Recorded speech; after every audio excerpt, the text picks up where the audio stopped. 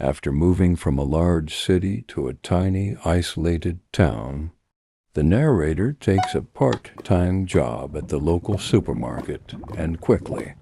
notices a peculiar resident named Hector, who wanders the streets and skips around in odd clothing. Hector's behavior escalates when the narrator finds him alone in the woods,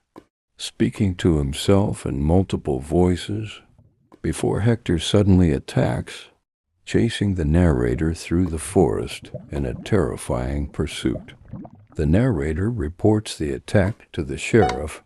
who reveals that the same forest area was where a local man's remains were found years earlier, suggesting a possible connection between Hector and the unsolved murder. Later, the narrator and his girlfriend, Katie, embark on a multi-day hike in upstate New York, where they experience unsettling noises and footsteps outside their tent on the first night, despite seeing no one nearby.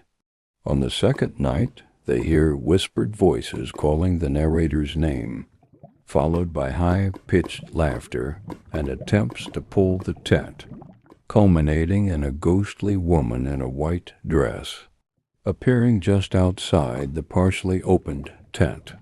When morning arrives, the strange rocks and symbols left around their campsite have vanished, and the couple hurriedly leave the woods,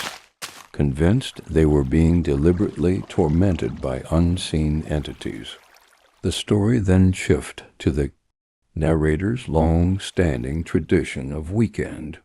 trips with friends Theo and Carlos, during which they discover an abandoned cabin deep in the woods and find a hidden underground chamber beneath it. Inside the dark chamber, they encounter a limping, silent man who briefly looks at them before returning to his motionless state, prompting the group to flee in panic. After the man appears to be poised to climb the ladder,